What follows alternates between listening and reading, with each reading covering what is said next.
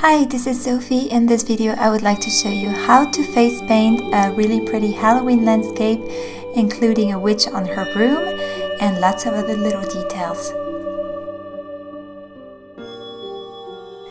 To begin with, I paint a big white circle above one of her eyes with a white paint and a medium-sized filbert brush. This is going to be the moon. If you have a pouncer sponge like this one, you can use it as well. It will go even faster. For the background, I'm going to use 3 colors in the metallic or pearl range because they blend a lot better, and this is important for this design. I chose a lilac, blue, and purple. If you wanted some warmer tones, you could also use a yellow, orange, and dark pink. That would look very pretty as well.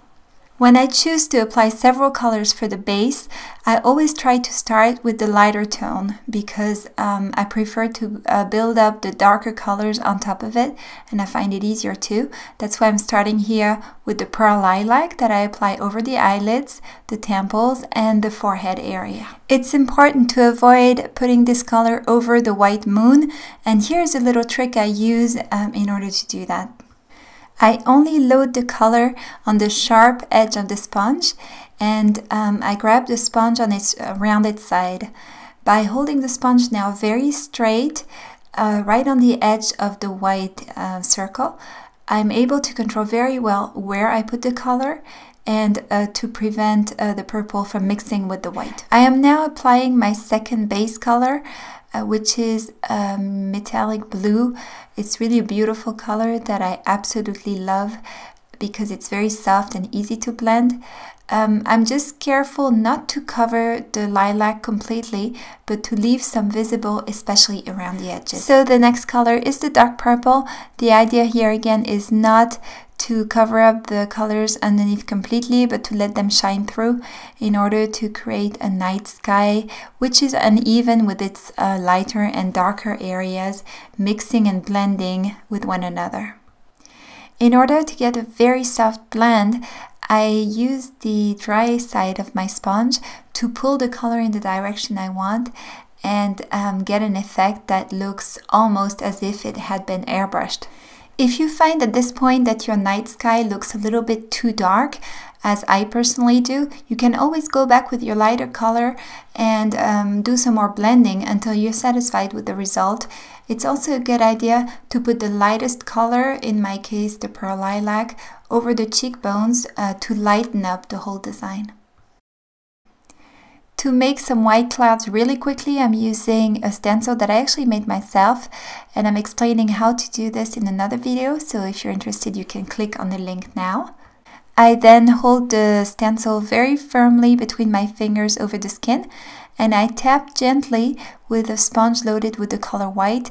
I made sure previously that the consistency of my white paint was rather dry because if it's too wet, the color will bleed under the stencil and it will look really awful. I also insist more on the top of the stencil, leaving the bottom more blurry in order to achieve a cloud effect that looks more realistic. It is now time to add some black elements over this night sky, and I'm going to show them first on my arm because it's more visible than on the face. The first one is Haunted Mansion, and here is step by step how I make it. I start with a very normal square for the main house area, and I add 2 uneven buildings on each side. I then put a skinny tower on top of it that I top off with a pointy roof. I then put a roof over the main building, and now the important part is to put the windows and the doors. Now I just fill in the whole thing with black except the windows and the doors because they will be yellow later on. I've now painted this building on the side of the face. All I need to do is add 2 lines on each side of the building to give the impression that it's sitting on a hill. I also add some more black under the building itself, and I use the tip of my finger to pull this color down in order to blend it with the base color underneath and create a shadow effect. The next element is a small witch sitting on her broomstick. Now you might think that this is difficult to draw, but it really isn't if you break it down in simple shapes. Just have a look. I start with a very simple straight line. Its length will determine the overall size of the witch design. That's why it's important to make it not too short, but not too long either. I then draw an S shape across the straight line, or maybe I should say sitting on it. And I make it a lot thicker at the top and the bottom.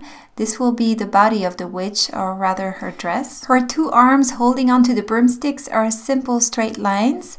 And I don't forget, obviously, the skinny ankles and the boots underneath, very pointy, of course. Once you have this shape down, it's very easy to do the rest because you already have the basic dimensions of the body.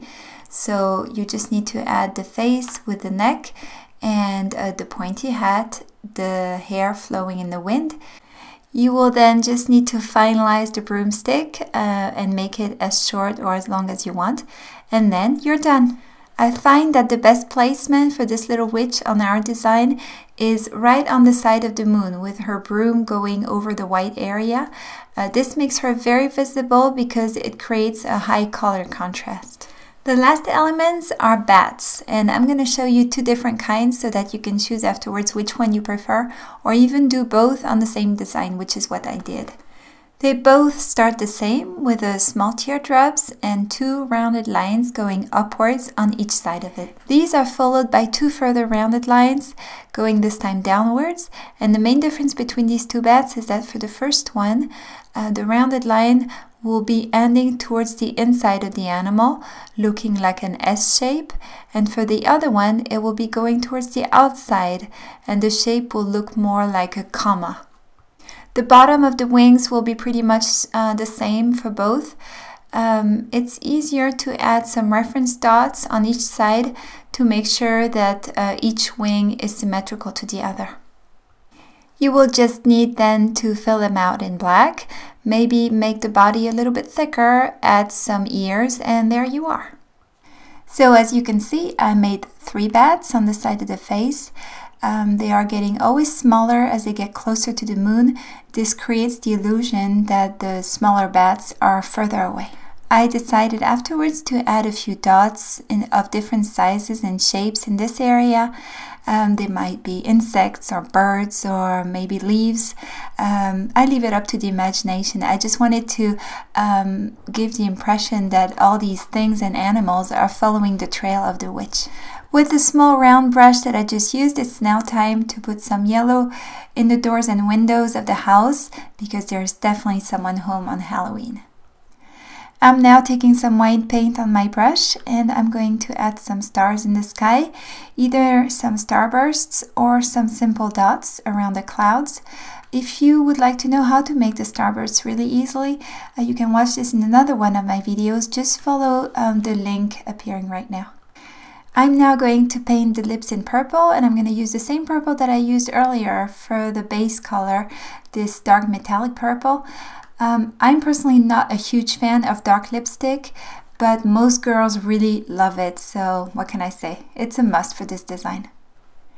If I use a brush on the lips, I make sure for hygienic reasons that it's one that I haven't used before and that is completely clean. And if you would like to achieve an even darker look, you can also add black on the corner of the mouth and blend it really well with the purple. And this is the final look. I hope that you like it and that you enjoyed watching this video. Thank you very much for following me on YouTube, and I wish you a great day. Bye!